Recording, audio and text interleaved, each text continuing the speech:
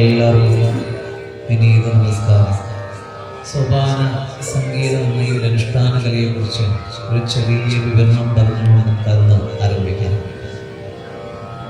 ദൈവ ചൈതന്യത്തെ, പ്രകൃതിയിൽ അന്തർലീനമാകുന്ന ശക്തിയെ മന്ത്രപൂർവം തന്ത്രി ആവാഹിച്ച് ഒരു വിഗ്രഹത്തിലേക്ക് ലയിപ്പിച്ച് ആരാധിച്ചപ്പോഴാണ് പൂഞ്ഞിലിക്കാവിലമ്മയും സാക്ഷാത് മഹാദേവനെയും മാടത്തിങ്കര തേവരെയും കനക്കൂർന്ന മന്ത്രിമൂർത്തിയും ആരിക്കര ഭഗവതിയും അമ്പലപ്പുഴക്കണ്ണനും ഗുരുവായൂരപ്പനൊക്കെ നമ്മുടെ ഈശ്വരന്മാരായി നമുക്കടുത്ത് ആരാധിക്കാൻ സാധിച്ചതും നമുക്ക് ആരാധിക്കാൻ പ്രാപ്തമായതും. പൂർവസൂരികൾ പറഞ്ഞ സർവചരാചരങ്ങളിൽ വസിക്കുന്ന ഈശ്വര ചൈതന്യത്തെ തൂണിലോ തുരുമ്പിലോ മണ്ണിലോ വിണ്ണിലോ ആകാശത്തിലോ ജലത്തിലോ ഒന്നും ദർശിച്ച് ആത്മീയമാകുന്ന ശക്തിയെ ആർജിക്കുവാൻ പാകമല്ല നമ്മുടെ മനസ്സ്. ഇവിടെയാണ് ക്ഷേത്രമാകുന്ന ശാസ്ത്രത്തെ ആചാര്യന്മാർ നമുക്ക് ഈശ്വരനെ അടുത്തറിയുവാൻ ആരാധിക്കാൻ പാകപ്പെടുത്തി തന്നിട്ടുള്ളത്. ഇങ്ങനെ പ്രതിഷ്ഠിക്കുന്ന വിഗ്രഹങ്ങളിലേക്ക് ചൈതന്യം വന്നു ചേരുവാൻ പൂജകൾ, കലകൾ കൂടി സമർപ്പിക്കണം. അതുപോലെ കലശങ്ങൾ നടത്തണം, ഉത്സവാദി ക്രിയകൾ നടത്തണം. നവീകരണം പോലുള്ള ക്രിയകൾ നടത്തുന്നതിലൂടെ ദേവീ ചൈതന്യം ഉയർന്ന് നമ്മൾ പ്രാർത്ഥിക്കുന്നതെന്തോ അത് സത്യമായി തരുന്നത് നമ്മുടെ ഏകാഗ്രതയോടെ, ആത്മസമർപ്പണത്തോടെയുള്ള, ഭക്തിയോടെയുള്ള, സമർപ്പണ മനോഭാവത്തോടെയുള്ള ദർശനത്തെ വൈദ്യശാസ്ത്രം പരാജയപ്പെടുന്നിടത്ത് ആചാരങ്ങൾ ജയിക്കുന്നതിൽ പ്രാപ്തമാകുമ്പോഴാണ്. അത്രയും സത്യമാണ് നമ്മുടെ ആചാരങ്ങളും അനുഷ്ഠാനങ്ങളും. ദേവീ ചൈതന്യം വർദ്ധിക്കുവാൻ പൂജകൾ, നൃത്തവാദ്യ ഗീതമാകുന്ന കലകളിൽ കൂടി സമർപ്പിക്കുമ്പോഴാണ് സോപാന സംഗീതത്തിന്റെ ആവശ്യം നമുക്ക് വേണ്ടി വരുന്നത്. ഇവിടെ ക്ഷേത്രത്തിൽ പൂജയ്ക്ക് നടയടയ്ക്കുമ്പോൾ ശ്രീകോവിലിന്റെ പടികൾക്കരികെ ആ ഇടയ്ക്ക് കുട്ടിപ്പാടുന്ന സേവയെ കേൾക്കാൻ സാധിക്കും. കുട്ടിപ്പാടി സേവ. സോപാനം എന്ന പടികൾക്കരികെ എന്ന് പാടിയത് കൊണ്ട് സംഗീതത്തെ സോപാന സംഗീതം എന്ന പേര് ഉപയോഗിച്ചു വരുന്നു.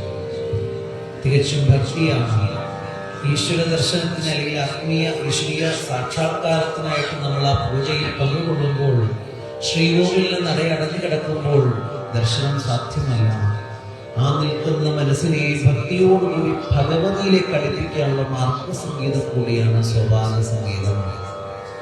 സൂര്യൻ കിഴക്കുതിച്ചു പടിഞ്ഞാറ് അസ്തമിക്കുമ്പോഴുള്ള ഉത്തമ യാമങ്ങളിൽ 5 പൂജകളിലൂടെ ദേവീ ചൈതന്യത്തെ ഉണർത്തിയെടുക്കുവാനും ആ ചൈതന്യം പൂജയിലെ ഒരു ഭാഗമാണ് ഈ നിൽക്കുന്ന സജ്ജനങ്ങളായ നിങ്ങളെല്ലാവരും. നമ്മൾ വിചാരിക്കും വന്ന് തൊഴുതിട്ട് പോകാം.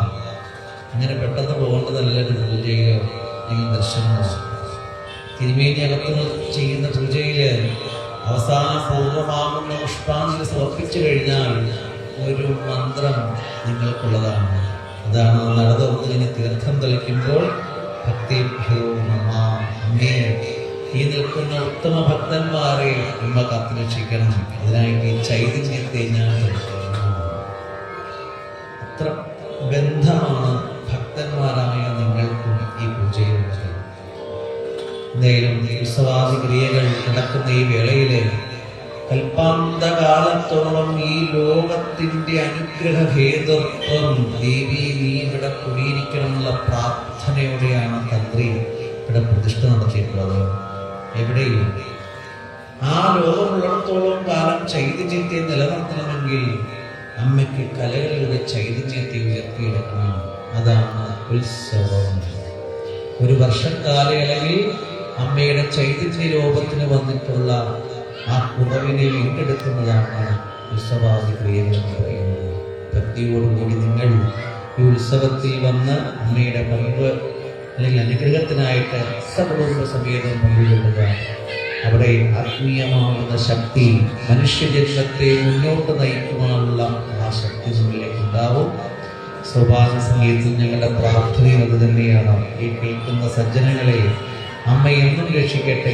പരദേവതയായി നിങ്ങൾ എന്നും ആരാധിക്കുന്ന കാവുങ്കലമ്മ എന്നും അനുഗ്രഹമായിട്ട് ആശ്രയിക്കുന്നവർക്ക് ആനന്ദ ആനന്ദമാകുന്ന മൂർത്തിയായി അഭീഷ്ടഫലപ്രദായിനിയായി വരവരുട്ടെ എന്ന പ്രാർത്ഥനയോടെ അമ്മയുടെ കീർത്തനം ആരംഭിക്കും.